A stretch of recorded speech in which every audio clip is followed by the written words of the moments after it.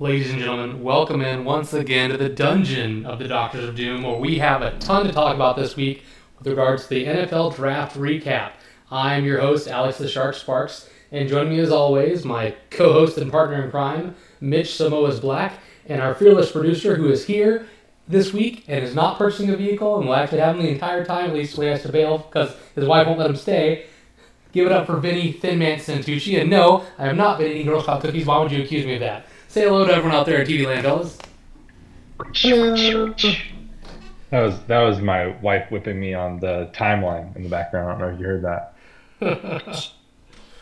All right. Well, we got a lot to talk about. NFL draft happened for those who lived under a rock. A lot of cool things to talk about. We're going to try to talk about some different points that we like that aren't the things that have been filling the news media for the last, 2 weeks now, a week, whatever it is. But we have to talk about the biggest elephant in the room. So I think we'll just start with the one that everyone's been talking about, all the talk shows. I'm going to try to keep this segment as short as possible because there's a lot of other cool stuff to talk about.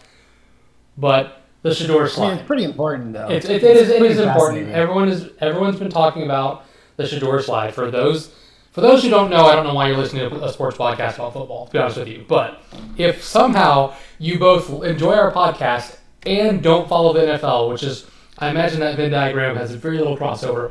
But if you're that one guy or girl, Shedeur Sanders is the son of former player, coach, lots of things, Deion Sanders, very popular, very successful. He played college ball. He played relatively well in college. I actually owe him an apology because I talked about how I can't believe they retired his number, which I still think is kind of wild they retired his number, but I did go and look at his stats. His stats are a lot better than I thought they were. So props to him. Now, granted, he lives in a more offensive-friendly era. Didn't play as many good teams, so I still think his accolades are a little overrated. But anyway, point being, he put up great numbers. Everyone thought going into the combine he was going to be the number one overall pick, even though he may not be number one quality. That was the best quarterback in the draft. He plummeted like a rock. So far that he fell all the way to the 5th round, and the team that eventually did trade up to take him, the Cleveland Browns, took a different rookie quarterback in the 3rd round in Dillon Gabriel. So, guys, what do you think happened? Go for it, Vinny. I have so many thoughts, and I don't even know what the right answer is. Like, I go back and forth, regularly. I will say I thought he handled the whole thing with grace for someone that has, an ego that's supposed to be toxic to the locker room. At no point did he ever really look sad or disappointed, and then he was excited when he got drafted in the 5th round. And then I'm like, well, maybe and then I convinced myself, I just don't think he's that good. We've talked about it on this before. We don't think he's that good. But he's better than Dillon Gabriel, and he's better than a majority of the quarterbacks that were selected before him. So then I'm like, I just don't have a justification for how far he slid. And that's even with me not necessarily thinking he was a 1st-round talent, maybe not even a 2nd-round talent. But it's got to the point where Alex and I as Raider fans were like, bro, let's just draft Shedeur. I mean, why not? Yeah, 100%. Yeah, because my whole thing was do I believe in Shedeur Sanders? That he's going to be a great NFL player? No, I don't. I wasn't big on him, but like Vinny said, when we got down to the 3rd, 4th round, we're like, hey, this is a value pick at this point. Let's just take best available. We like this Raiders new strat of take best available. Let's grab this guy. He gets to back up Geno, so he doesn't have to start right away, which I think is huge. I think that's so underrated, the amount of guys that get to sit for a year. Now, I'm not saying they should sit for 4 years like Aaron Rodgers did, but getting to sit for a year and learn the system and learn the offense instead of being thrust into the spotlight right away. Some people work well with sink or swim. That's how I was taught to swim. I was thrown in a lake, right? But I think for other people, they need some time to learn, especially Shedeur, I think, was going to need some time to adjust to his dad no longer being his coach, because that's a big change. When you've had your dad as your coach the whole life and then you don't, that's a different scenario. So I think it would have been a great fit. Unfortunately, we didn't pull the trigger, but the Browns did. But to your point, Dillon Gabriel is not as good as Shedeur Sanders. He's just not built to be an NFL quarterback. He's not an accurate downfield passer. I'm not sure. That takes a while. I feel like he was overdrafted in the 3rd round, and then for the team that took him to draft Shedeur just makes no sense because their QB room is full. Unlike the Steelers, who have no QBs in their QB room, the Browns got too many players on enough chairs. Yep. And kind of on that same note, what's wild and not to like detract from NFL drafts, sorry, Mitch, is like I've been involved in two fantasy dynasty rookie drafts, and guess who gets drafted? Shador Sanders. Guess who doesn't get drafted? Dylan Gabriel. Yet the Browns like Dylan Gabriel 2 rounds better than Shador Sanders. It's the whole thing is just weird. It's a weird circumstance. Sorry, Mitch. Go ahead. No, you're good. So I'll first start off with a couple questions for you before I get into my answer. But my first question is, let's say his name wasn't Shador Sanders and his name was Shador Smith. Does he get drafted ahead of Cam Ward? No, and I'll tell you why. So this is definitely not Cam Ward. And this is going to come up later because I still want to get back to why he slipped it. I'm letting you answer first. The thing is, talent overcomes, right? If someone is talented, it doesn't matter what you do. Like, winning fixes all wounds. Who was it? Larry Tunsil, the day of the NFL draft, posted a picture on Twitter of him wearing a weed mask. That's a huge red flag. And he fell a little bit, but he still got drafted highly. Not to me. Right? Just kidding. So it's a huge red flag to NFL teams, not to you. Sorry. I'm not making fun of people who may partake in the sticky icky like my friend Mitch here. But that's a red flag for GMs. That scares them. He did fall a little bit, but he fell from like early first to late first. Talent overcomes all. So for a guy to fall all the way to the 5th round, there's no way that people were sitting there thinking this is first round talent, but because of his dad, I'm not going to take him to the 5th round. There's no way he falls that far because of Deion. Did his father potentially cause him to drop a little bit? Absolutely, it's possible. Absolutely, it's a possibility. But there's no way he drops 4 rounds because of it. There's more to it than that. That's my answer to your question. My next question is, since 2014, when Jimmy G was drafted in the 2nd round, how many QBs have been drafted in the 2nd round since 2014? And that's not including Lamar Jackson, who was taken with the last pick or second to last pick of the 1st round. So let's throw Lamar out of there. Well, we wouldn't count him in the 2nd round because he wasn't drafted in the 2nd round. Sure. Okay, perfect. I know. I'm just saying it's like one pick away from being the 2nd round. But let's exclude him. How many QBs have been drafted in the 2nd round since Jimmy G was drafted in 2014? My guess is not many, just because if there's a quarterback you really believe in, you're taking him in the 1st round. And if there's not, you're waiting to get him as a value pick in the 3rd or 4th. So I would say probably not many. Sorry, before I give the answer, Vinny, do you want to guess? I mean, I would imagine like on average, a little bit less than 1 per year. So I'm just going to say 10. 2? So what Tucker said, former Patriots lineman, does the games for Westward, Fox Sports 1, does games for NBC now on Sundays. You hear him in the afternoon slots. Perennial guy on the Dan Patrick. He said, the thing is, the copycat league amongst GMs, because they don't want to go out and be outliers and get fired and lose their jobs. The thing is, you're either a 1st round talent and you have a 1st round grade according to, whatever GM structure that they have comparing all drafts. Like, would Cam Ward be drafted in the 1st round if he was in last year's draft? That kind of stuff. If you get a 1st round talent, it doesn't matter where you pick. If it's 1 through 30, they're going to grab you with their 1st round pick if they think.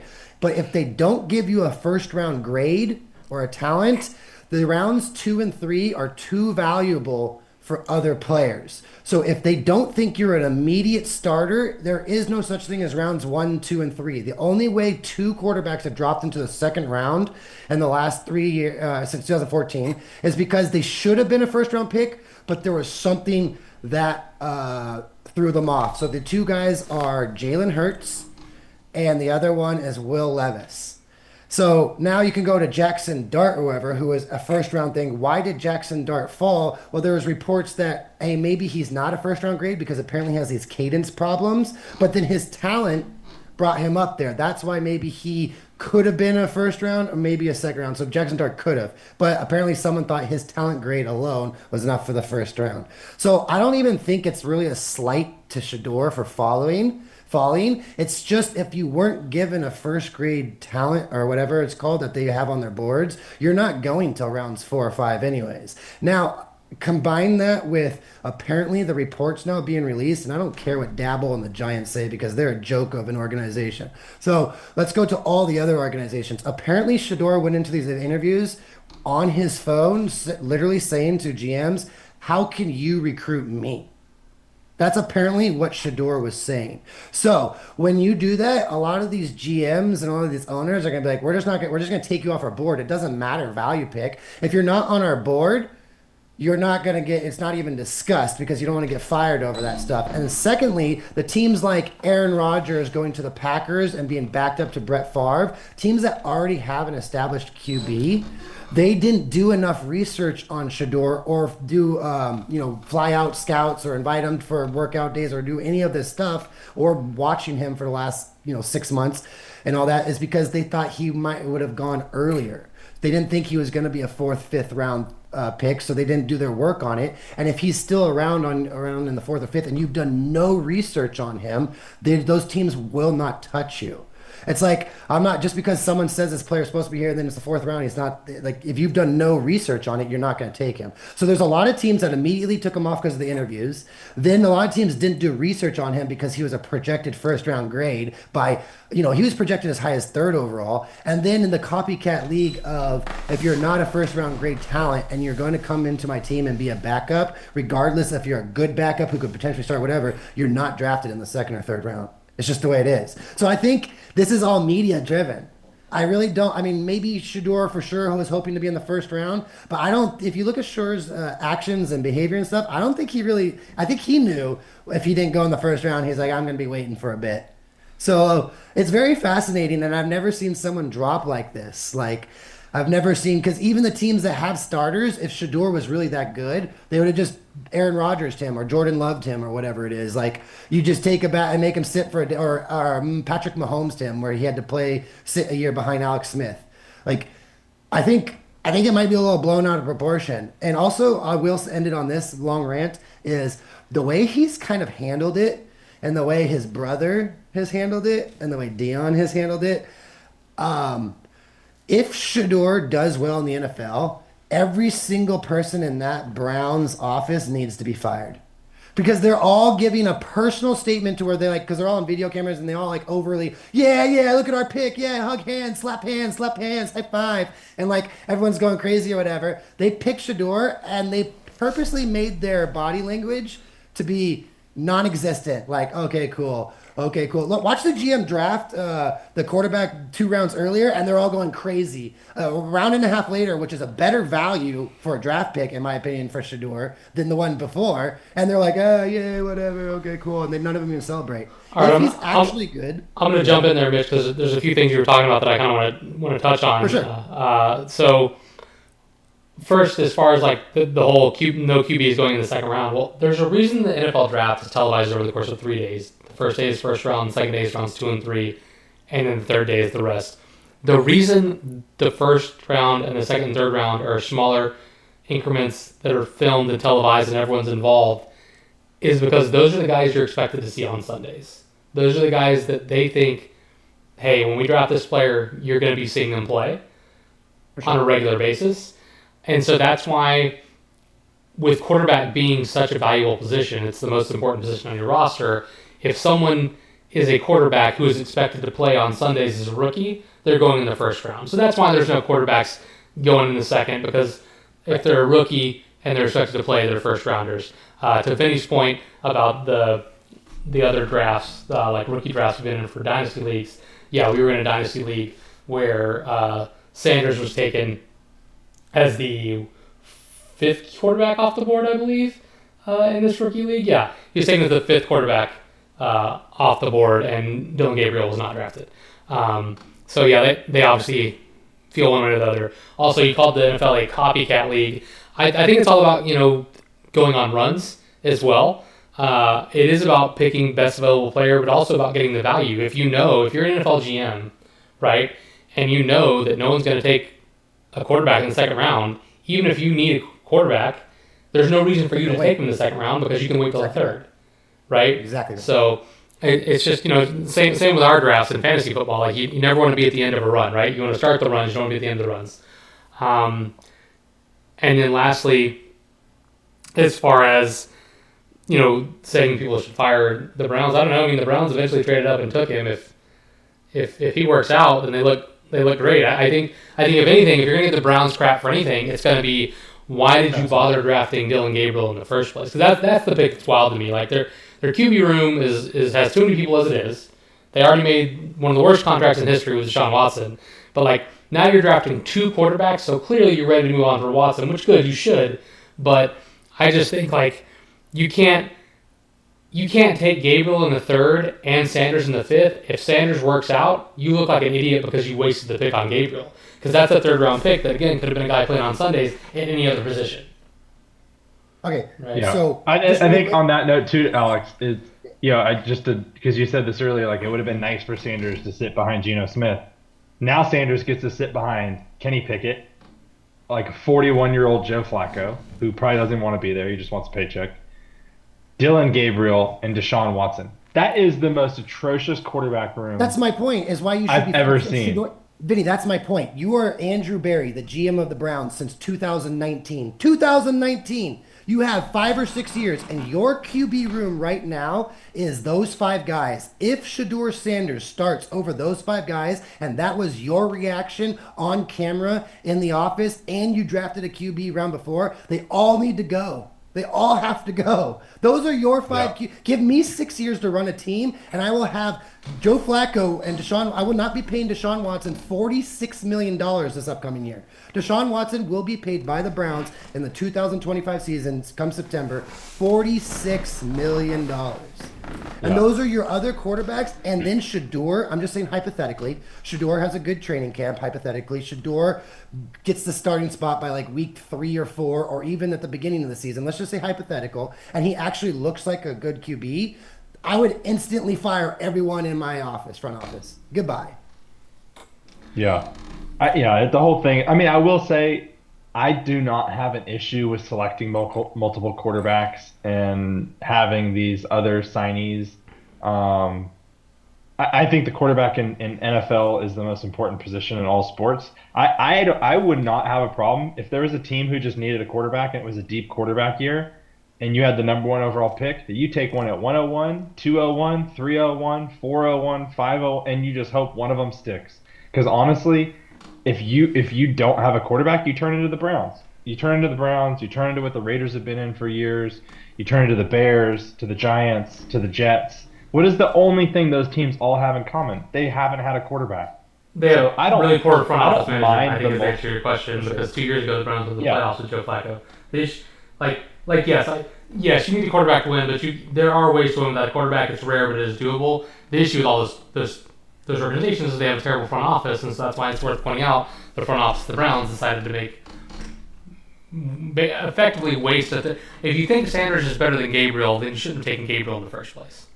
Agreed. That's my whole thing. Like if they legitimately thought, hey, we think Gabriel's better than Shedeur Sanders, then they're evaluating talent differently than most other teams are, which is a problem. Or if they legitimately thought Sanders is better than Gabriel, then they shouldn't have taken Gabriel in the first place. They let Shedeur slide in that second option scenario, and that's so risky. That's just like bad GM. Yeah, and it is, and to we talked like to Mitch's point about how you bombed interviews and whatnot. Like we don't know what is and is not true. I mean, I've also read that, but I wasn't in those rooms, so I'm not going to make that judgment call. But if that's the case, yeah, he definitely dug his own grave. But I don't know. I do feel like the media kind of blew this out of proportion.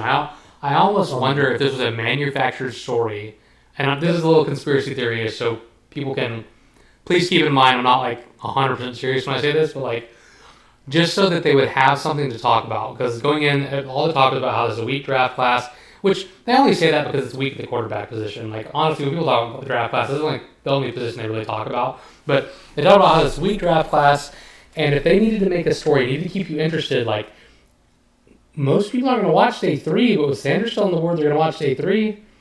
Like Mel Kiper up here, having Sanders on his big board in the top 5 from day 1, and just always there. It's always something to talk about. Like it's something that ESPN can always talk about, the media can always talk about, the NFL can always talk about, to keep eyes glued to the TV sets. Oh, where's Shedeur going to go? Like it made it interesting. I went out on Friday night, so I wasn't like watching, but like I was checking my phone for draft alerts the whole time.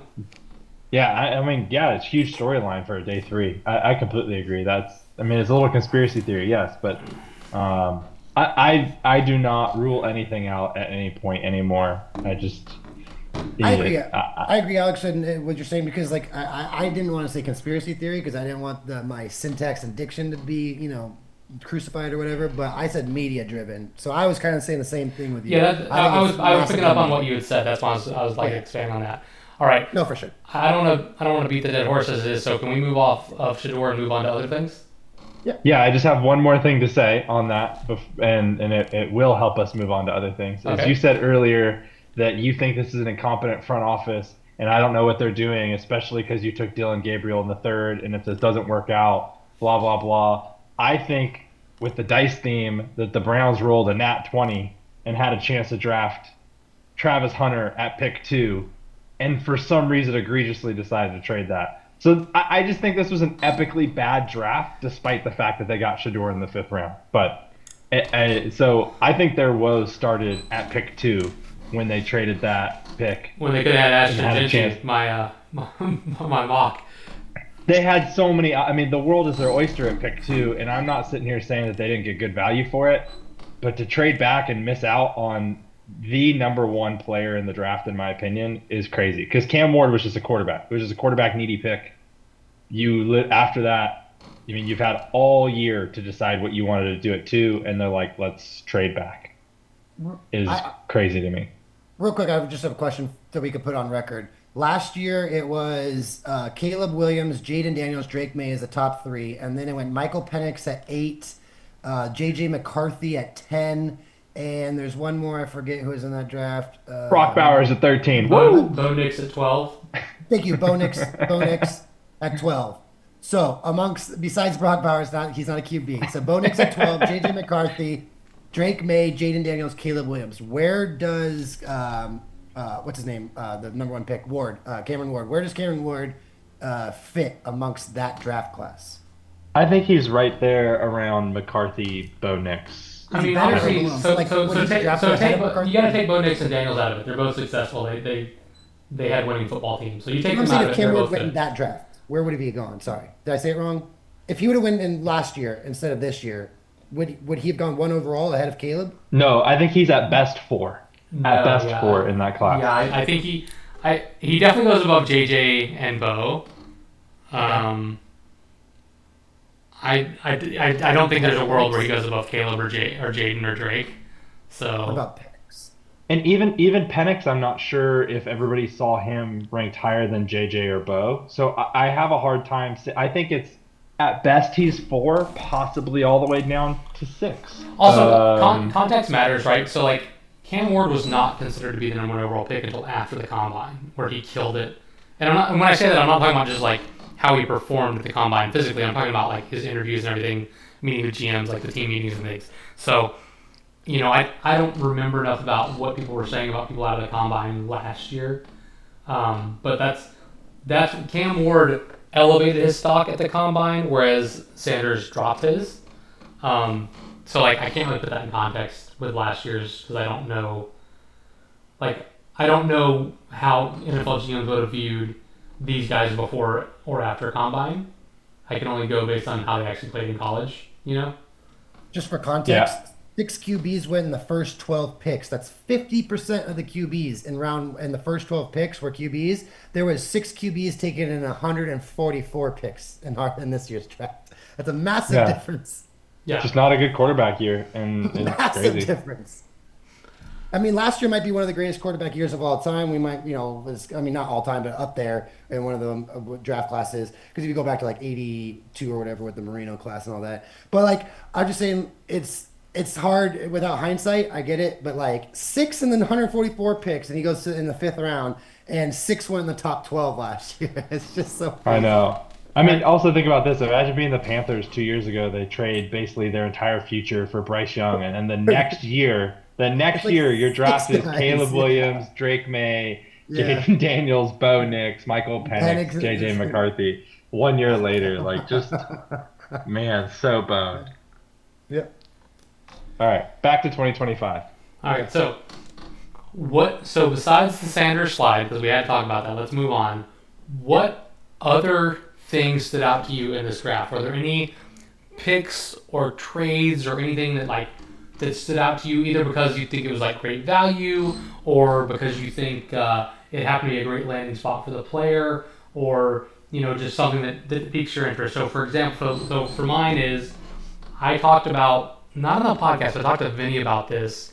My big concern was Jackson Dart, because I felt strongly that the Rams were going to take him to back up Stafford and take over from Stafford next year. And the reason I cared about that was because I have Stafford in a Dynasty Superflex league. So I was really worried about getting Dart. And in the NFL draft, the New York Giants traded up to be one spot above the Rams, took Dart, and then as soon as they did, the Rams traded out of the spot behind him. So I think I was dead on. I think the Rams were going to take Dart, and I found that very interesting that I read them like a book, and I actually kind of hate it for Jackson Dart, because I really feel like if he goes to the Rams and gets to sit for a year and learn from Stafford, because Stafford would have no problem teaching him, because he said himself that he's only got to play another year or two. I feel like he would have been, and plus with that head coach that's a offensive-minded guru who can protect a player. I mean, look what he did for Jared Goff before Goff left. Goff wasn't considered all that great, and he kept him safe and made him lots of money. So I just really feel like Jackson Dart would have been in such a great spot, and I had the perfect read on it, but the Giants had that same read, so they leapfrogged him to snag him. And now I think Jackson Dart's going to be another Danny Dimes who goes out there and doesn't have a chance to learn and falls apart. Yeah, I think that's interesting. I will say a shameless plug for just we started this whole thing on fantasy football.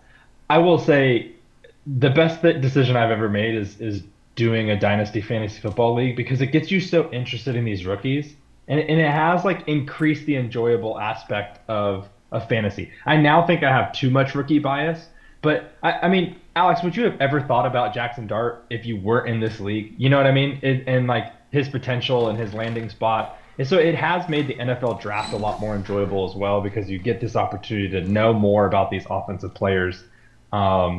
So it makes each draft kind of unique. I think my thing kind of on that point is the number one thing that, and I agree with your take on Dart. I feel bad for him landing in New York. Maybe he's what turns New York around. Maybe it's not as bad. Brian Daboll got hired as a QB whisperer and has somehow plummeted the entire organization into the ground. Neither here nor there. I think the interesting thing to me is always how these teams rank prospects, because every year there's just people that get drafted, picks that happen, like Loveland over Warren, Tet McMillan at pick 8. What's another one? Jahad Campbell at linebacker falling to pick 31. When the NFL is going to stop letting some of the top defensive talent or players in the NFL just fall to the Eagles every single year despite character issues? I mean, I'm not saying Jahad has character issues. I'm just saying I don't know the reason that they always fall, but the Eagles are going to be great if they can keep drafting at 31 and get top 10 talent. What's another crazy one? Like Matthew Golden going at pick 23. I just the ranking of talent, like Will Johnson falling into the second round. It's always interesting. It's always interesting that it can go so differently than everybody thinks.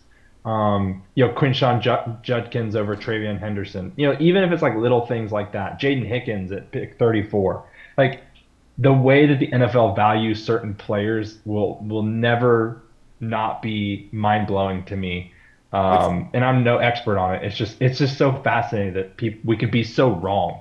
Tyler Shuff at pick 40. I mean, what the, For me, it's one, the Matthew, piggybacking off you, the Matthew Golden thing was probably the most fun for me to watch. Just the peer pressure memes that came out because of it. It's just you don't draft a wide receiver since 2004 or whatever, 2003. And then it's you have the draft in Green Bay, and it's peer pressure. You weren't going to not draft wide receiver in front of that crowd. It's mob rules or whatever. That's my favorite. I have no idea if Matthew Golden's going to fit in. That wide receiver room is actually pretty loaded. I'm not just trying to be biased or, I'm just from a non-biased. I think that wide receiver room is one of the better rooms in the league, and now you're adding Matthew Golden. So I'm not sure, he might be that second or third year wide receiver in a year or two that just breaks out and has like a crazy good year from nowhere because he's not going to get as many opportunities this year. I'm not sure. But the other one that sticks out for me is the Ravens because they are a potential Super Bowl team. Their biggest problem last year was without Kyle Hamilton in there, they were atrocious secondary. That's like one of the worst secondaries I've seen in my life for a team that could possibly win a Super Bowl. It was so bad. And somehow they get what is being reported as the best secondary player in the draft. Like, he's not necessarily like a shutdown corner like Jody Barron is from Texas or whatever, but apparently Malachi Starks is like probably the best defensive secondary guys in the draft. He shouldn't have fallen that long. A lot of people had him like 14th, 3rd, 12th or whatever. So that's a big one for me. And then the lowest hanging fruit for the biggest one for me, and I'll propose a question for this one is, if I gave you the 4th overall pick this year, and then I don't know how the teams are going to finish next year, but let's say the Jags finish pretty bad, right? Let's say you get a top 7 pick next year as the Jaguars team because they had the 4th this year, and let's say they get like 8th next year or whatever, right? Can you pick a corner and a wide receiver with those 2 picks better than you can get Travis Hunter? Does that make sense? Did I make that make sense? Like, Yeah, this so year, I think the pick that interesting 4th question pick- there, and I heard this, full credit to the Pat McAfee show. I was watching it today, and the Buccaneers GM was on there, and he said one of the problems he's really glad he doesn't have is what if Hunter does play both ways and keeps projecting out to be as good as everyone thinks he's going to be? What's that contract going to look like when his rookie deal's up? Because wide receivers make a ton of QB money, and Yeah. and the cornerbacks that you can put on an island make a ton of money. So do you have to pay him for both? Because he It's does going to be both. how many snaps he can play, I think, is the Yeah. answer to that. I'll give it That's why I if he could do both full time. I'm giving him $70 million a year. There's no cap. I would give him top 10 money at both positions. If But he's that's full time at both, you're actually getting a discount. Like you're not going to give him number 1 money at both, but you give him That's- quarterback money plus. That's why I he's- asked you guys, yeah. That's why I asked you in the text, Vinny and Alex, in the text, I was like, how many, realistically, this all comes down to how many snaps do you think he's going to play? Because if he plays because the best offenses in the league play like 60 plus offenses, average a game. So let's say he plays 30 offense, 30 defense. That's still the same as a number 1 wide receiver on any other team, like CeeDee Lamb or whatever, plays 60 snaps on offense, whatever. So 30 and 30. If that happens, it's going to kill his fantasy value, and he's not going to get a $70 million contract because if you just add up conglomerately, it's like basically the same. But if he's playing more than 60 something snaps a game, whether it's offense or defense, just total, then yeah, he's the most invaluable. He's Ohtani. How is he not Ohtani? But more specifically, I want to think of it in the perspective of the Browns or the Jags not getting Travis Hunter. So in either situation, if you're the Browns and you don't get Travis Hunter, because they got 2 first picks for it, basically went back like 2 or 3 picks and then got a first rounder the next year. From the Jags' point of view, they moved up 2 or 3 picks and gave up a first rounder. So from those point of views, not getting Travis Hunter, if you're the Browns this year, they took a defensive tackle, so it's not really pertaining to my argument. But if I gave you, Vinny, or you, Alex, as the GM, the 4th overall pick, and then next year the 8th or 9th overall pick, can you draft a wide receiver corner combo that is better than Travis Hunter? Or is Travis Hunter better than your 2 different players over the next 2 years, the 4th round pick this year, whether it's wide receiver or corner, and then next year your 8th or 9th overall pick, wide receiver or corner? I mean, that just depends on the draft class, right? Like it depends on what's there and what's needed, right? Like yes, and like maybe like for example in this year's draft, if you look at the first 9 picks, there was 1 wide receiver taken, no cornerbacks, not counting Travis Hunter. There was only 1 wide receiver taken and no cornerbacks taken. So, if the class was deep enough or those guys were available, then yeah, you absolutely could. But if it's not deep or they're not there, then you couldn't. So it just depends. And also, look, there's no telling. Look, everyone's so hyped about Travis Hunter, and I'm not trying to downplay him, but look, this is a guy who played for Colorado. If we're going to knock Sanders for never playing anybody, we have to knock Travis Hunter for the same thing. Travis Hunter played the same teams that Shedeur Sanders did. So if Shedeur Sanders' stats are not as impressive to people because he played in the Pac-2, then Travis Hunter's stats should not be as impressive to people because he played in the Pac 2. Period. I understand there's eyeball test part of that. I understand there's more to it than just stats because there are plenty of guys that, look, when Drew Brees went in the third round out of Purdue, no one thought he was going to be one of the GOATs, right? So, I understand all that, but I'm just saying it's interesting to me that people are hasty to knock Sanders because he got preferred treatment by his coach and played in a weak conference, when Travis Hunter also got preferred treatment by his coach and played in a weak conference. Yeah, but I think I like you said, I know there's like the eyeball stuff. I think the stuff that Travis Hunter does well doesn't matter about his competition. I think he's more competition proof because of his overall skill set. Here's the thing. And to answer Mitch's question, I would rather bet on somebody like Travis Hunter than two separate individuals. Interesting. All day. And I get it. I get the context, the top 4 pick, top 8 pick for Travis Hunter. This guy is a unicorn. He's one of one. Like, do not put your eggs in that basket over trying to hit two separate people.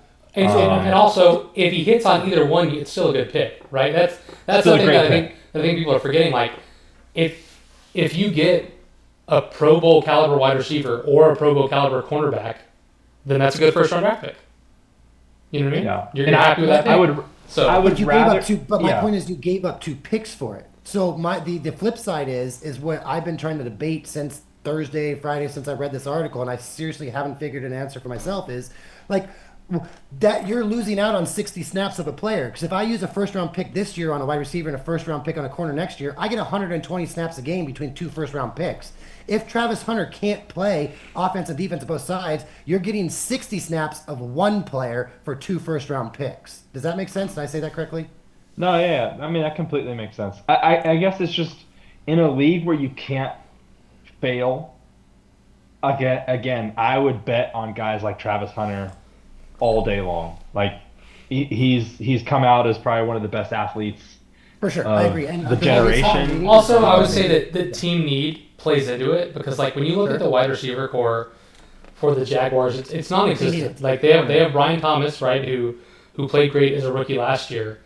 Their wide receiver 2 is Gabe Davis, who is coming off an injury and has not played well at all. He's been terrible. Let's just call it what it is. Their tight end straight up left, so their new tight end is Britton Strange. They signed Johnny Munt, who the Vikings called, quote, the best third-string tight end in the league.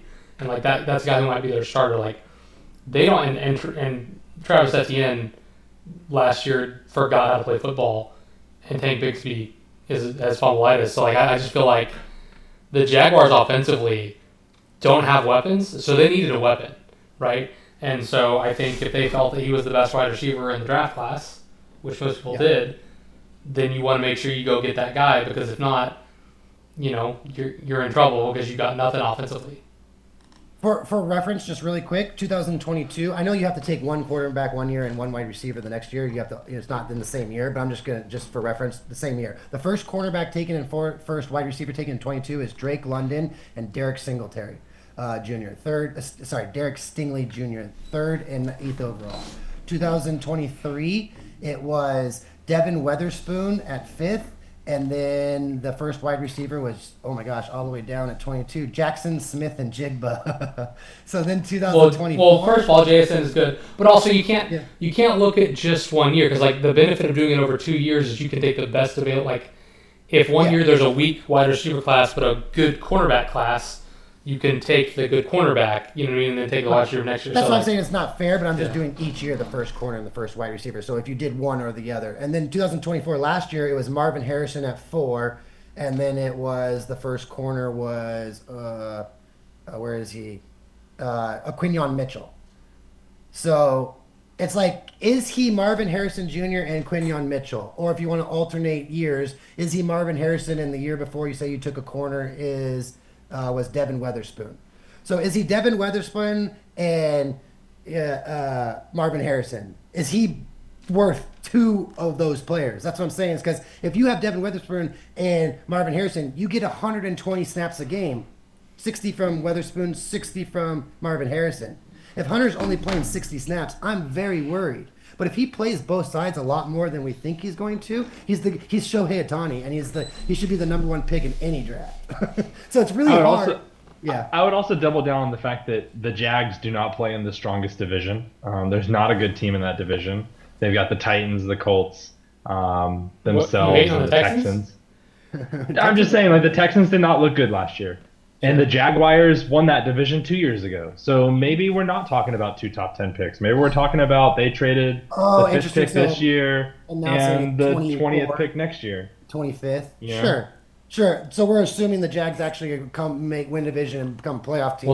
Don't we ain't nothing. Vinny's assuming the Jaguars. Vinny's saying hypothetically there is a possibility that you have to consider it, that the Jags have a good year, and that's not a 9th or 8th overall pick. It's like 22, 28. That's fair. I mean, they're 2 years removed from winning their division. And it's a great point. Trevor Lawrence, you expect to grow with pieces around him, even though that's been the problem. But you got to go all in on a guy that you just paid $250 million towards, So I think this is kind of maybe their last hurrah for Trevor Lawrence too, to figure out, do we have bigger problems moving forward? I don't know. They definitely need to figure that out.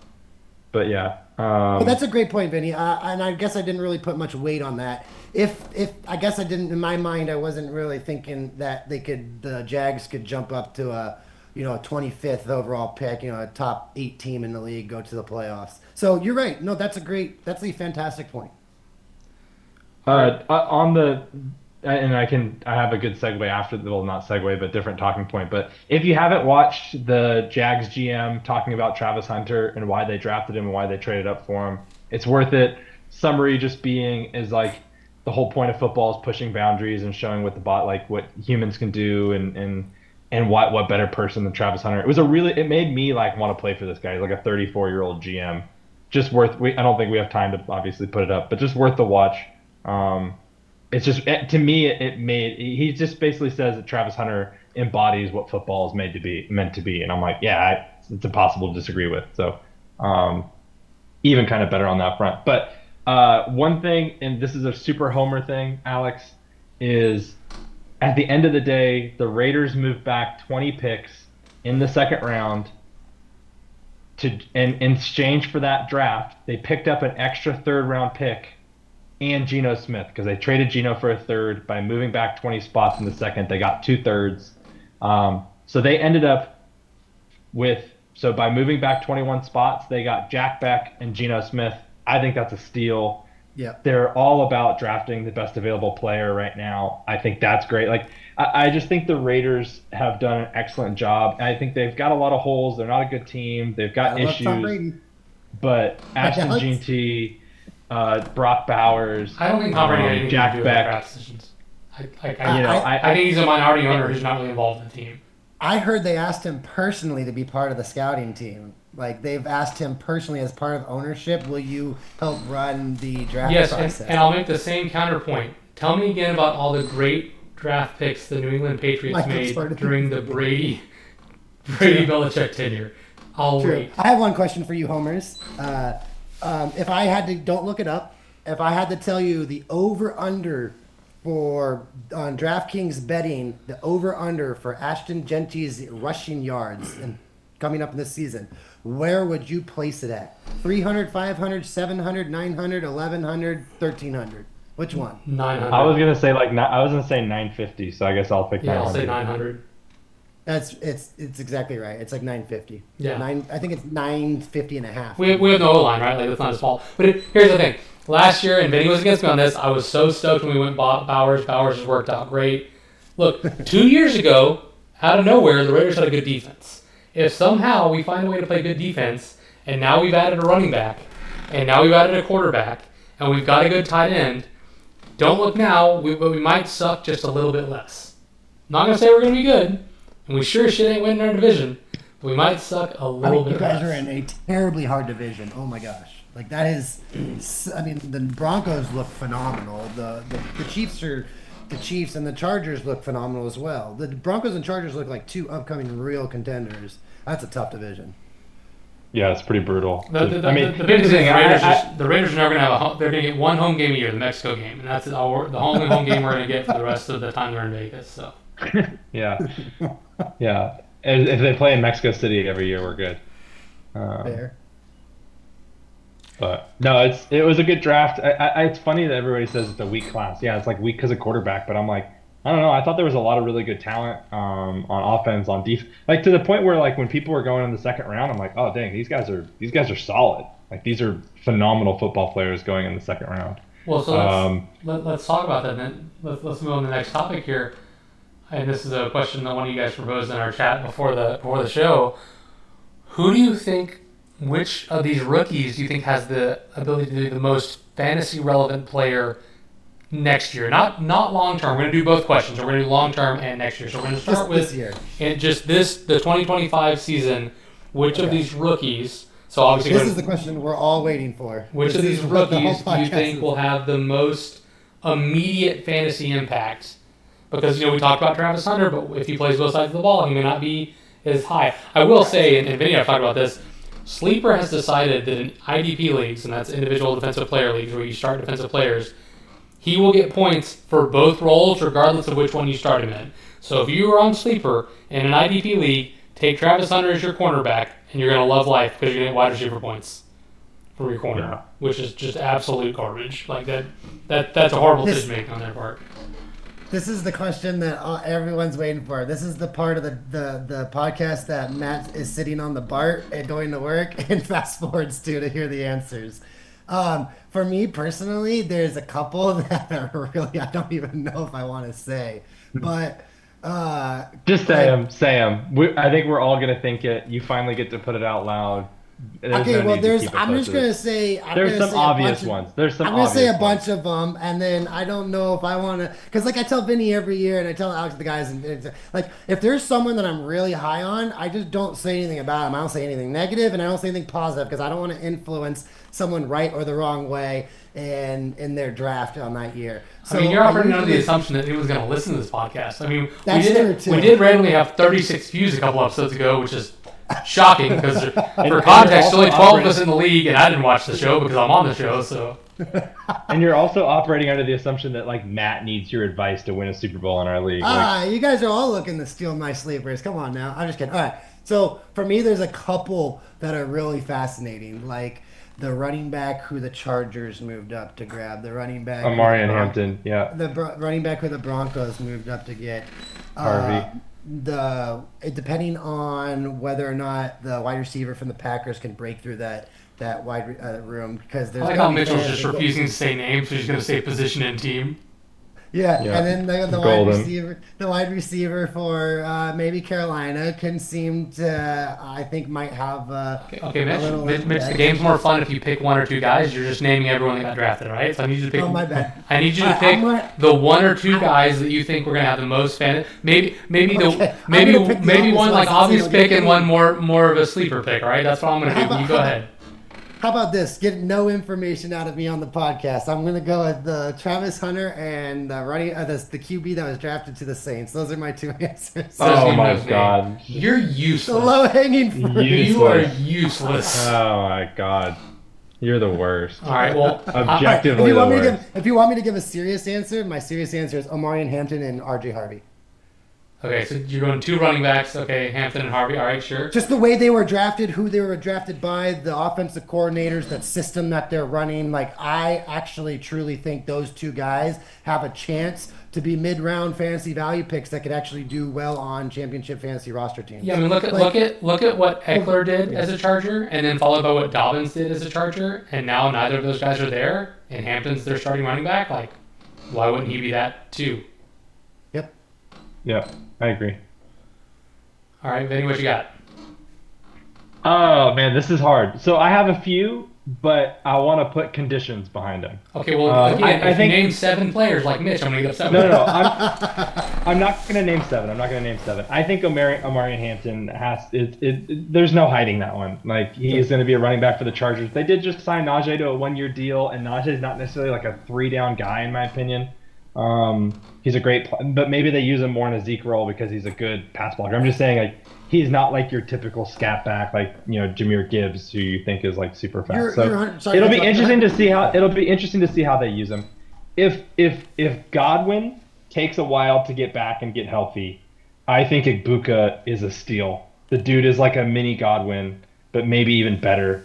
The Sure. wide receiver from Ohio State on the Bucks. If the Steelers figure out a quarterback problem, I think Caleb Johnson from Iowa becomes super interesting, the running back that they drafted as well. So if they have a good offense, I'm almost inclined to say somebody like Quinshon Judkins just being like a running back on the Browns. That's a bad offense. I actually think they come from lower. I don't think it's like the Tets or the Ginties or the Warrens or the Lovelands. I think Ibuka, depending on Godwin's health, if he's like wide receiver 3, I don't see it as much. But I think a sneaky one, because I think it's somebody that is guaranteed to just go in and take over the backfield, in my opinion. I think Trevion Henderson going to New England, they invested a lot of draft capital, top of the second round. I think he is actually better than Judkins, in my opinion. I think he's more of a 3-down guy. I don't think Gibson or Ramondre are threats. And he's going to be playing for Mike Vrabel, who was there when Derrick Henry was at his peak pinnacle years. That's a fascinating pick for me. So you guys know exactly what I'm thinking going into next year. I think there's a lot of time between now and then anyways. For sure. Our opinions are going to change. I think to me that's the most fascinating one overall. I thought super highly of Luther Burden. Did a lot of research on how much longer DJ Moore has in his contract. It's way too long. So I'm ruling him out for the next 4 years because DJ Moore and Rome Odunze are there for the next 4 as well. So, but Trevion Henderson I think is going to be a sneaky pick. All right, I'm going to give my two. Like I said, I'm going to give one obvious one and one that's a sleeper for me. Since neither of you guys took the low-hanging fruit of Genty, I'm going to take it. The Raiders were dead last in running efficiency last year. 3.6 yards per carry is the worst in the NFL.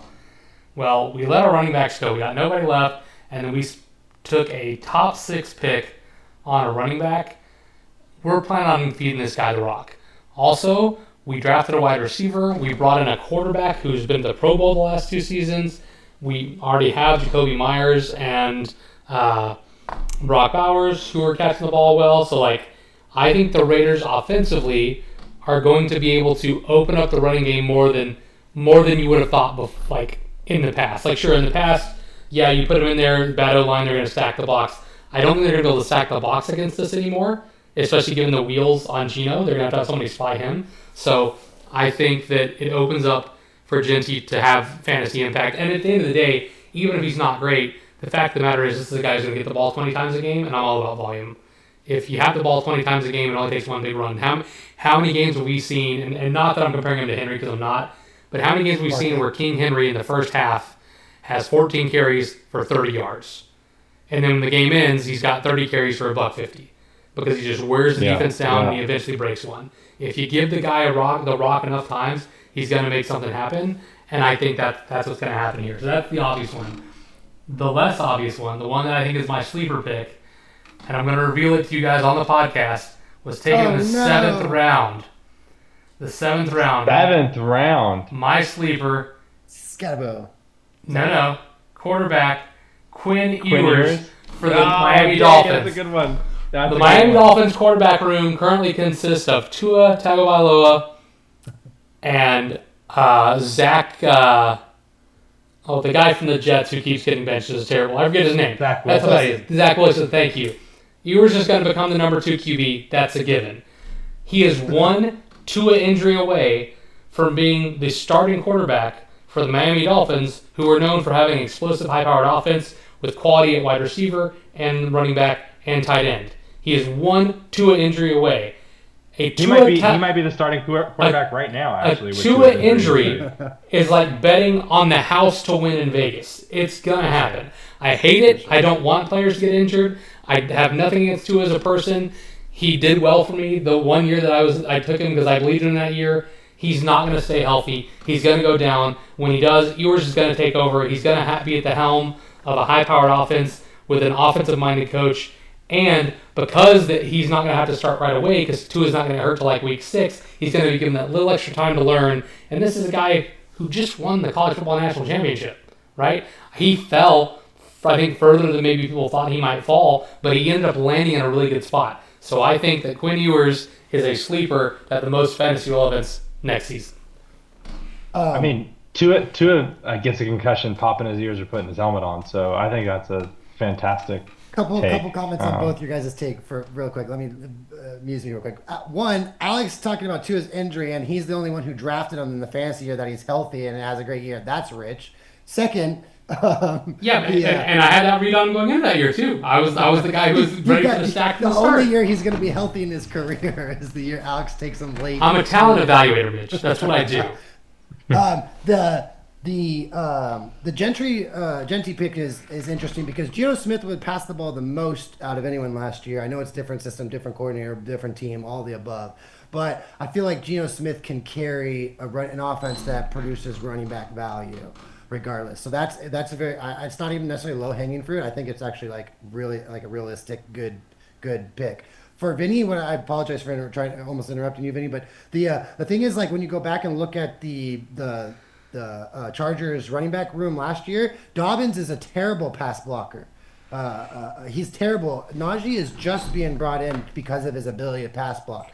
That's what you were saying about Ezekiel. The reason why he had a job so late is because there's so many passing attempts in the NFL. If you're a running back who can pass block, you're going to have a job. What was the old Bills running back who went to the Texans for a year? Was it Singletary or something like that? He only had a job as long as he did because he can pass block, and the Bills didn't really want to run the ball. So I agree. I think that it has no bearing. Najee Harris has no bearing on Hampton's fantasy value because Dobbins couldn't pass block, and they fed him a lot. So, I really do think that, you know, even though you said the Najee Harris thing, I really don't think it's going to affect, and I do think Geno is a massive plus to Genty. All right, boys. Next question: who do you think is going to be the best long-term fantasy value? So this isn't someone you would take in a redraft league next season, but maybe someone you would definitely take in a dynasty league, or you might take in a keeper league because you think it's going to be the best long-term fantasy play. And you can pick the same guy. Like, if you think Hampton's going to be a long-term play, you can pick the same guy. But I was just curious if there was someone that you thought, hey, he's not going to be the guy this year, but I think in a year or two or three or whatever, long-term, he's going to be a great value, great impactful player. Not value, but impactful fantasy player. Just because of the history of the NFL and how they're around, I think it's got to be Colston Loveland or Tyler Warren. One of the tight ends is probably going to have the most long-term value. It's really hard to predict any running back to be relevant longer than a couple of years. It's really hard to predict any QB. Look at Josh Rosen for at all time. So it's like, I know Cam Ward will get a shot, but it's like predicting how long Bryce Young was going to have, predicting how long a lot of these QBs get is very hard to do. So I guess the answer would be Ward because he's guaranteed to be given some time, like Trevor Lawrence or Herbert, or these first overall, these top picks or whatever. But I think the actual answer is going to be one of those tight ends, whichever one of those tight ends. Like, if you asked me last year which player is going to be the best long term, it's probably Brock Bowers. I mean, yeah, he's also the best short term.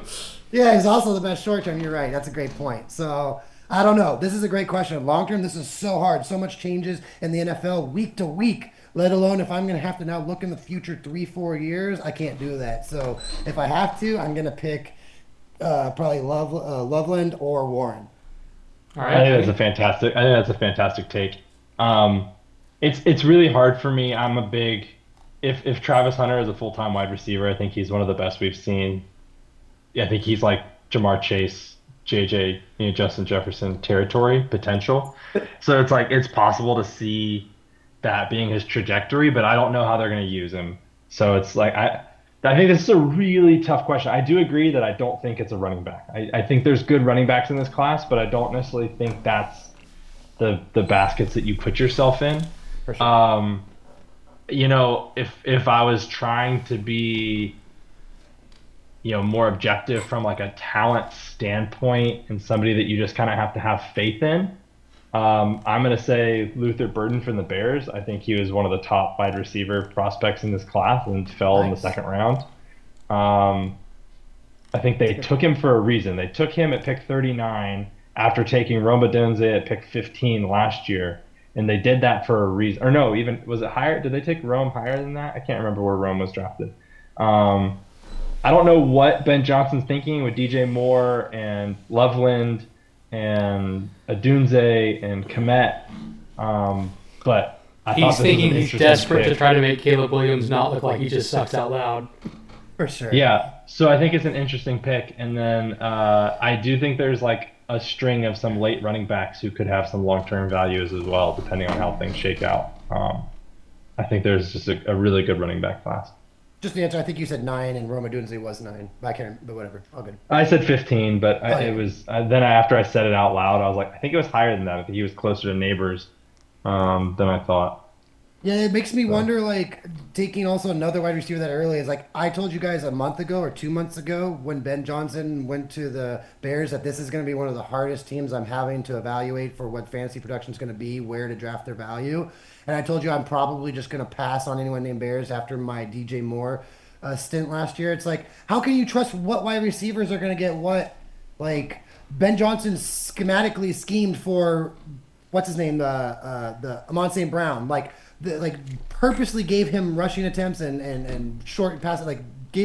Who is he going to scheme for out of all these wide receivers?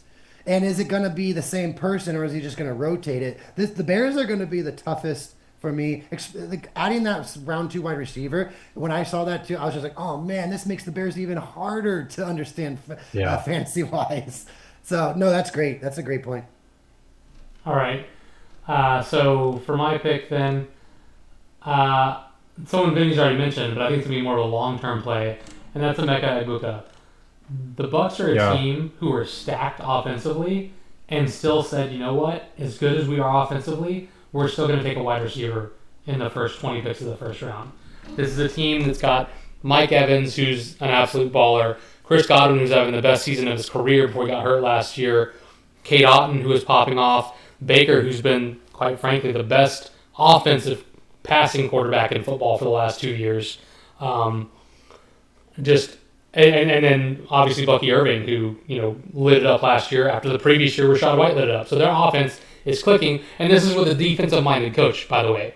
And it's not like this is, just because Baker's there. Well, before that, they had Brady, and they were balling on offense. Before that, they had Jameis Winston, and they were balling on offense. They had a lot of turnovers, but they balled on offense. Like, this is just an organization, a culture that balls on offense. And those two guys I mentioned before, Evans and Godwin, they're going to slow down. They're going to age out. Godwin's on a 3-year deal. I'm not sure how long the deal was that Evans signed, but, these are two guys who are on their, if not their last meaningful contract, right? So this is a guy who right now, he's going to be wide receiver 3, but we saw last year when Evans and Godwin were both out at the same time, the wide receivers for the Bucs could do nothing. So they want someone to be the heir apparent. I think they drafted this guy to be the heir apparent so that once one of those two guys goes down or moves on or whatever, this guy's going to step into that role. I think long-term fantasy value, Egbuka is the play. Yeah, I 100% agree. I actually almost said him for that answer as well, but I was like, I just said him for who I think would be good this year, so I can't double dip. But yeah, especially with the draft capital, and I mean they made him the second wide receiver taken in the class, and I think Tet got drafted way too hard. I think there's an argument to be made that you could have drafted, depending on what we call Travis Hunter, but I'm not calling him a true wide receiver. But there's an argument to be made that Egbuka is better than Tet McMillan, so I think that's a great take. Yeah, and I mean, if I had to pick a quarterback, Mitch said Cam. If I had to pick a quarterback, I'd probably pick Jackson Dart just because he's going to be the uncontested starter. I don't think it's going to work out for him because I didn't think he landed in a good spot. But if I had to take someone, I think of all the guys, he's going to be the one that has the best chance to work out. I don't have the faith in Cam Ward. I don't think anyone did. He was just having the best one in this class.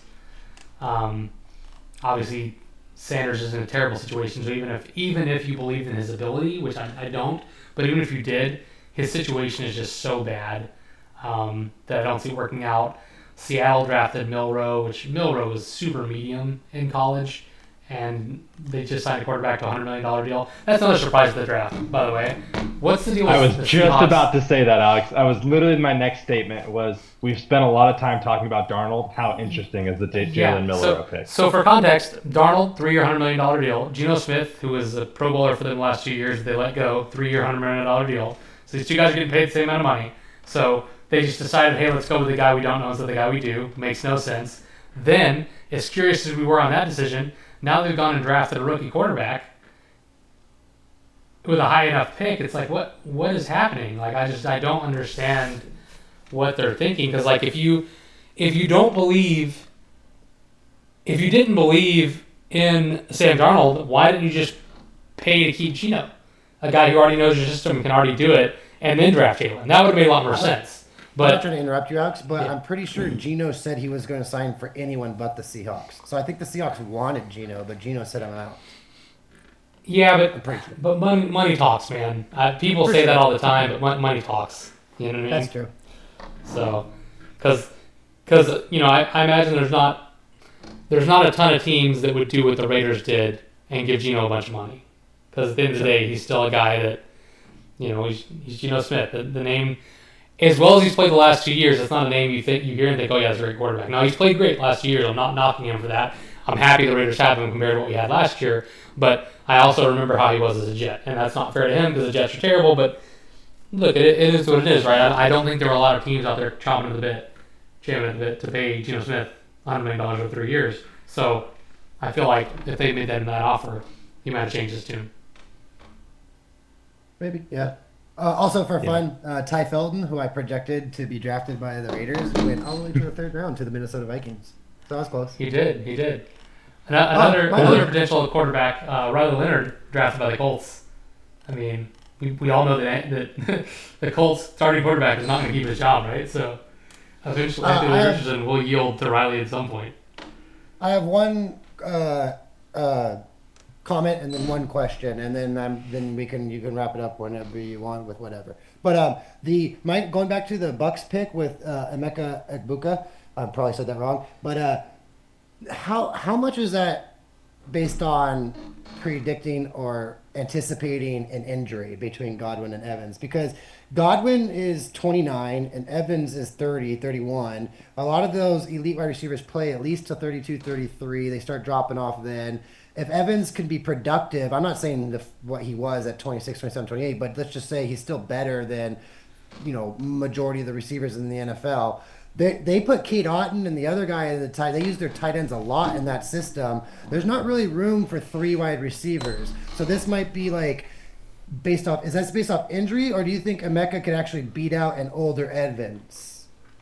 I don't think he'd be older Evans because I don't think they're not built the same. I think he'd be competing with Godwin, and Godwin is the one with the injury history. Like, yes, Evans misses a couple games a year. Godwin's the one who's had multiple serious injuries in his career, including the one he had last year. So I think it's more of a long-term replacement for Godwin than for Evans. Gotcha. But I don't think you take a guy with your first round pick. Like, this is a team that was a competitor last year. Like the Bucks have a chance to make a run, right? If you have a chance to make a run, you're not drafting a guy that you don't believe can have some immediate impact, but more importantly, long-term impact because you believe in Baker, because you want to give him the weapon. So I don't think it was like, hey, we're worried they're going to get injured, let's draft a wide receiver. I think it was, we want to add weapons, and we think this guy's an heir apparent for when they do move on, regardless of what the reason is that they're moving on.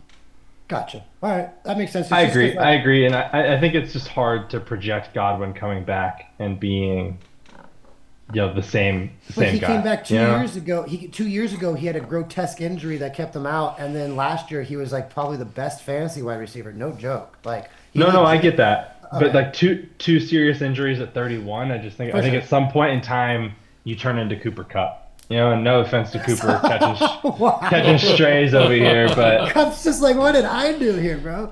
Okay, my last question. Coop went from on top of the wide receiver world to mid in a year. Guy. Yeah. So let's go to hold on. This is redraft league with standards. Oh no, I guess I'll use PPR to help him out. So redraft league PPR, where Cooper Kupp is ranked on this list. Give me a second here. Let me do some scrolling. The dude had the greatest wide receiver season ever. Number 46. So in redraft PPR leagues, he is number 46 behind Michael Pittman Jr. and Josh Downs, both who play for the Colts.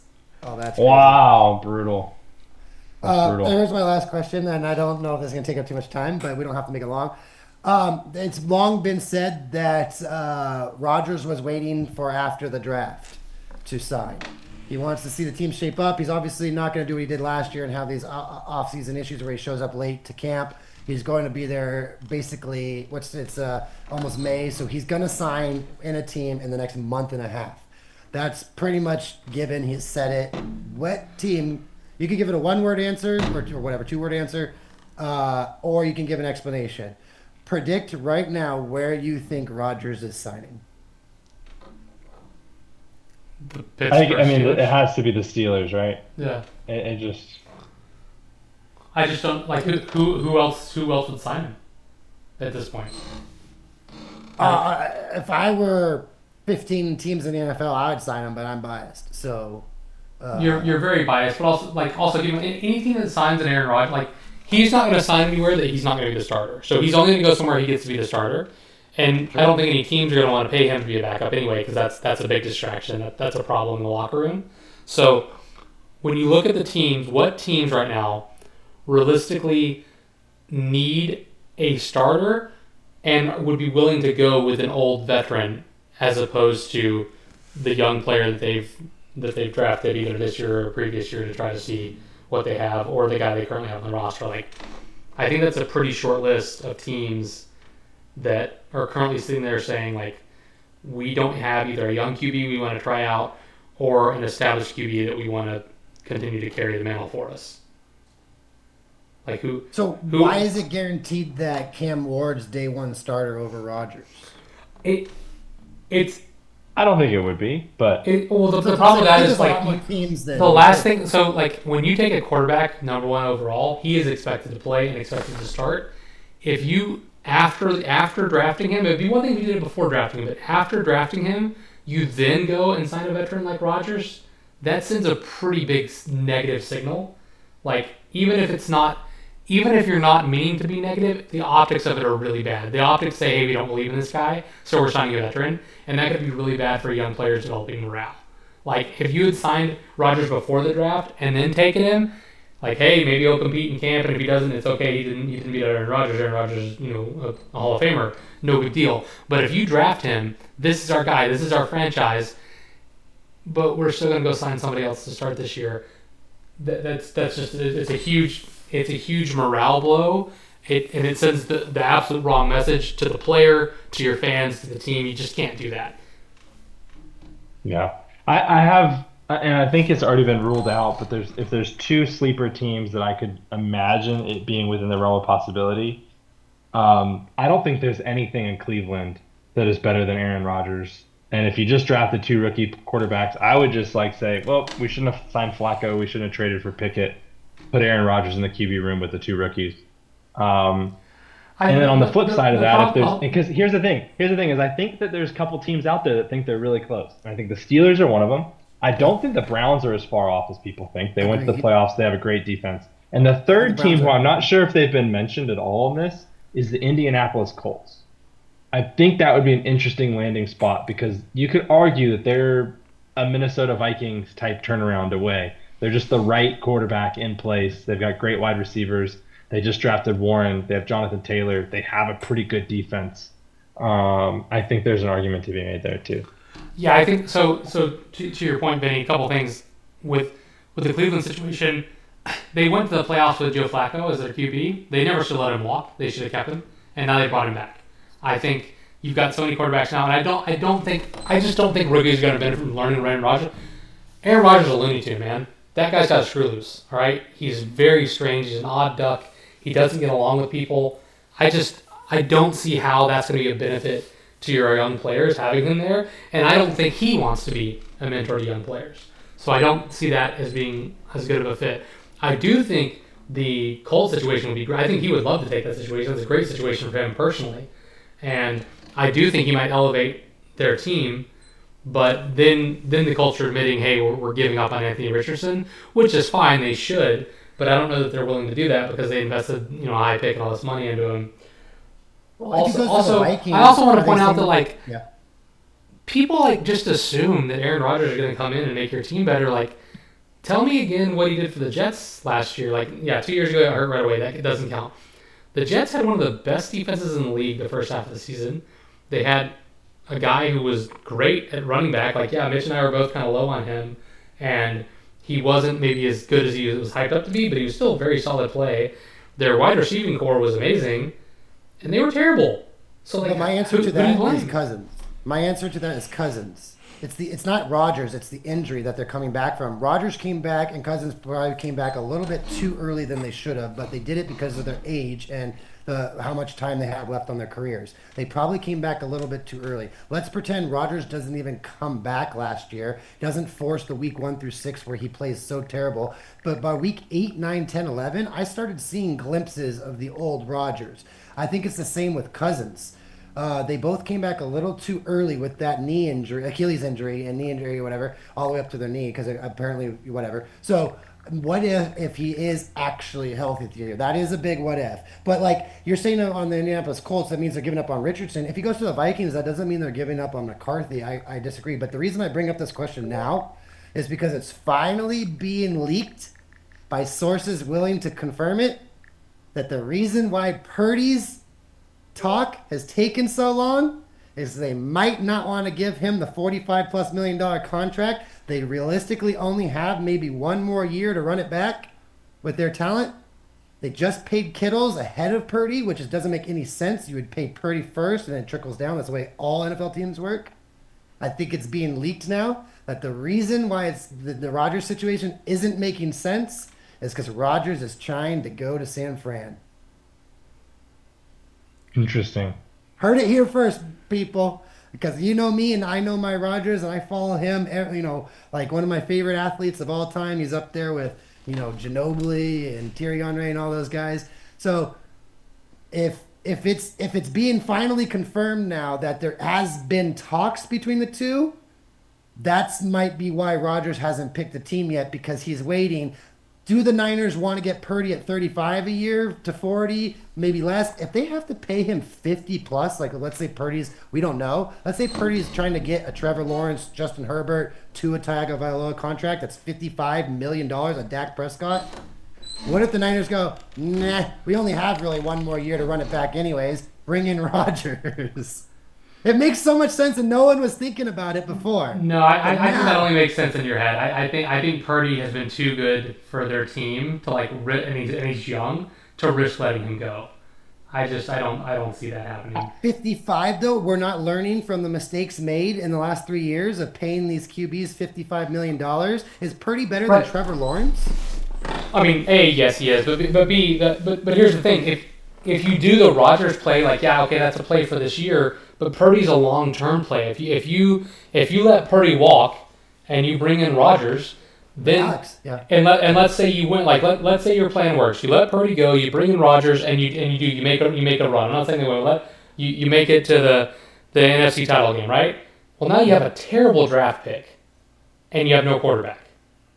Yeah, but your team's not going to be good under $55 million a year QBs. Look at the the Commanders. The copycat league is get that rookie QB contract and then pile on the rest of the talent while your window of opportunity is open.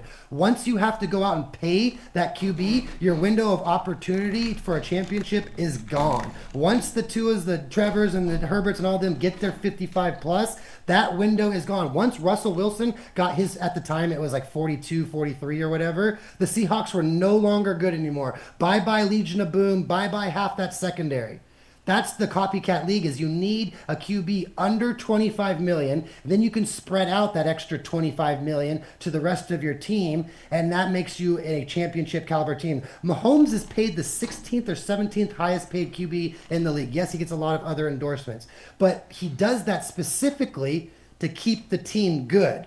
So if you think there's only 1 year left of the Niners, and you're going to have to pay Purdy 55 plus, you're anticipating that you're going to have a dip for the next 3-4 years under the Purdy $55 million contract. Will you be good with Purdy on the long term? Sure, but you're not going to have a chance to win a championship. That's just the copycat league of the NFL. Like the Commanders are piling in all these players right now until they have to pay Jaden Daniels 55 plus. And then the Commanders are going to go back down to earth after that, and they're going to be an average team. That's what I think the Niners' logic is. We don't have a QB in that rookie contract anymore. We can't build a team around Purdy. The reason we went up and got Trey Lance third overall was to lock him into that rookie deal. If you go out and play free agency, you can't. But this, you have a rare, unique opportunity to go get a Rodgers-type player if you think he's healthy. This is up to your own personal preference. If you think he's healthy, you're getting a $23 million quarterback of Rodgers' talent. And look at your team. Your team is so old. Most of these guys only have one. Yeah. Counterpoint. Yep. I'm about to name a bunch of quarterbacks who have played in Super Bowls in the last 5 years. Matt Stafford, Patrick Mahomes, Jalen Hurts, Joe Burrow,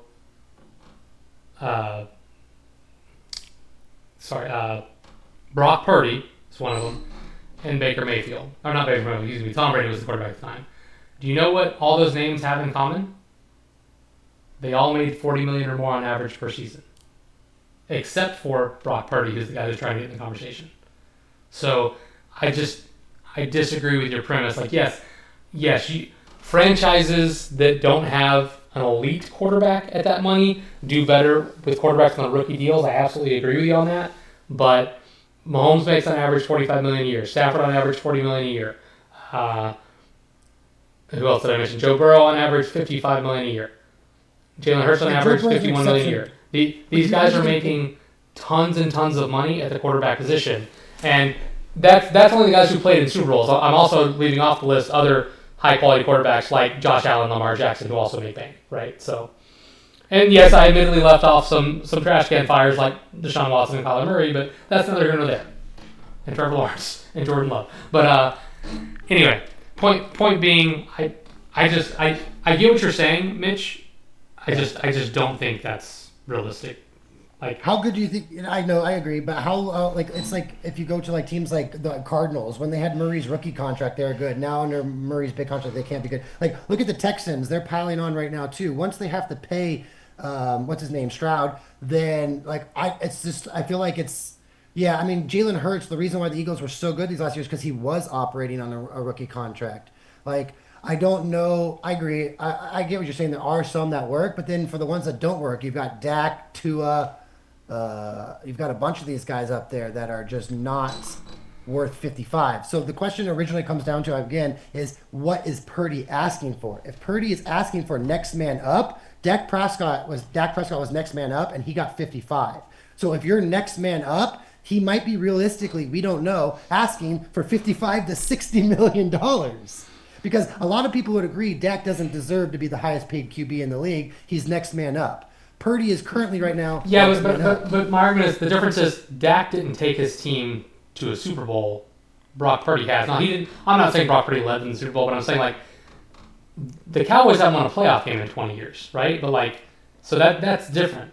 Whereas Brock has taken them to the big dance and played in that game, and most people think they would have done it again had he not gotten a concussion in the next season. So like.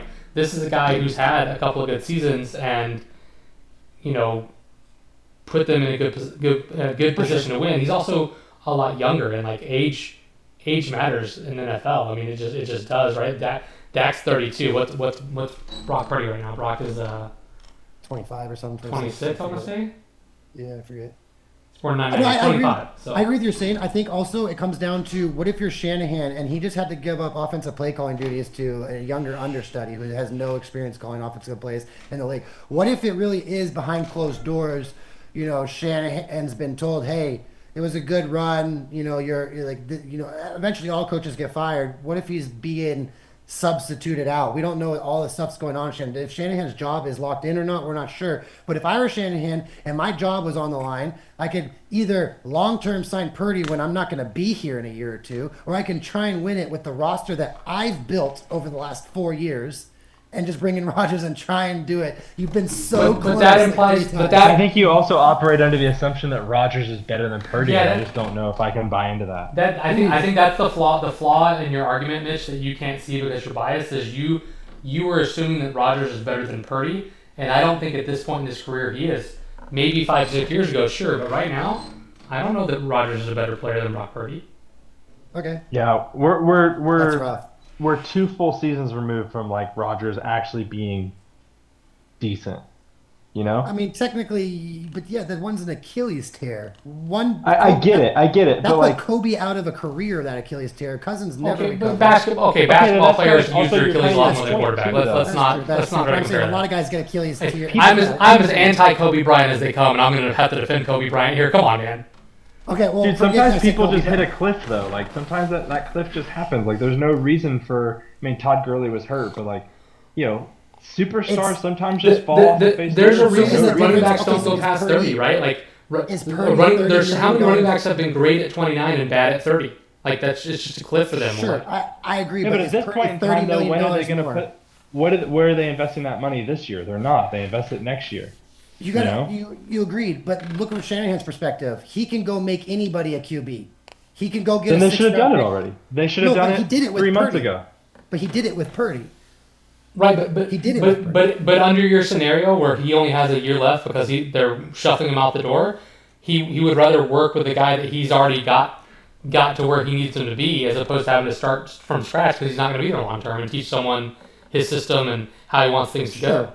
A year or two, Yeah, but what or I'm saying is you, he you $30 keep million you keep worth? Debo. You don't let all your defensive players go. You save that 40 million. But I just don't think they had the money anyways. I don't think they're clearing it. I get your logic, but I But the only respectfully thing disagree. is Purdy okay for sure, but okay, is Purdy $30 million better than Rodgers?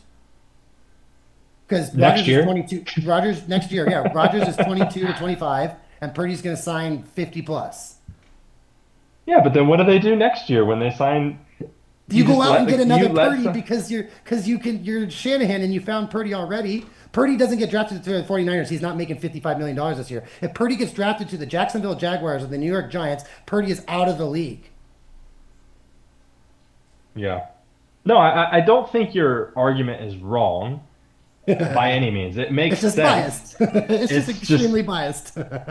Here's the thing. I don't necessarily know if Purdy's a guy I want to pay all that money. I agree with that statement. I just don't think Rodgers makes the 49ers better. And I don't Sure. think, sometimes you get stuck. You get stuck with the Derek Carr. You get stuck with the Brock Purdy. You get stuck with the Dak Prescott. You get stuck with the Trevor Lawrence. Like, they never made it to that elite level, but you're like, I need to pay them to keep them on this roster because they're better than what's out there.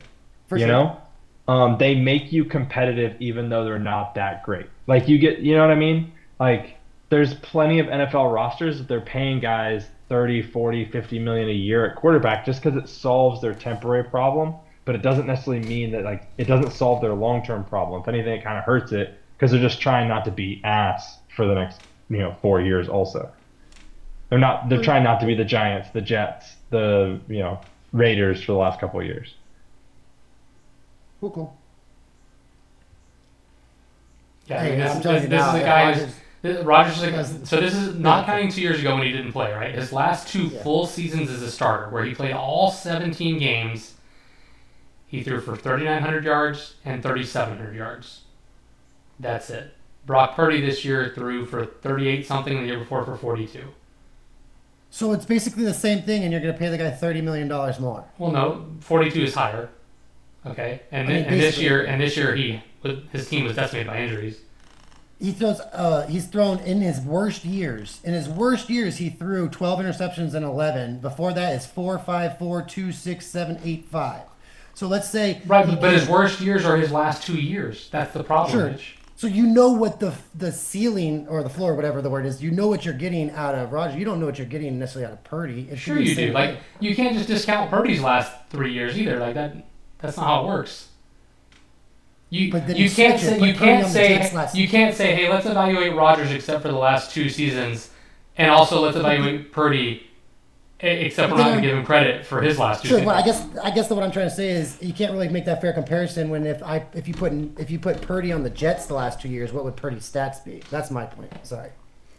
I mean, but again, my point is the Jets had a good defense and 2 quality wide receivers. We're talking in circles. Clearly, you are a Rodgers fanboy and homeboy, and we are not. But that's okay.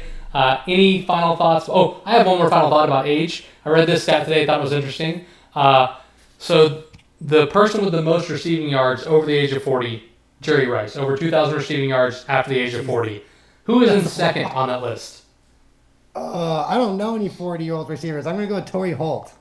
Vinny, who's in second on that list? Torrey never. Is it Tim Isaac Brown? Bruce. I meant to say Isaac Bruce. The correct answer is Tom Brady with 6. He has 1 reception for 6 Wow. yards after the age of 40, being the only other wide receiver or only other person after the age of 40 to make a reception. So there you go. There's your fun fact for the day. Anyway, any final thoughts? We got to wrap it up, boys. It's fun. No, I just think that it's hilarious that I'm looking at this season thing, and this guy's first year was in 2005, and Mitch is pounding the table. He's the next quarterback for the 49ers Super Bowl in 2025. So. Yeah, remind me again when you guys graduated high school. What year? 06? Okay, that's what I thought. 06. Okay. Yeah. All right. Say goodbye to everyone out there, boys. Adios, and don't let Mitch be my GM. I'm a pretty good GM.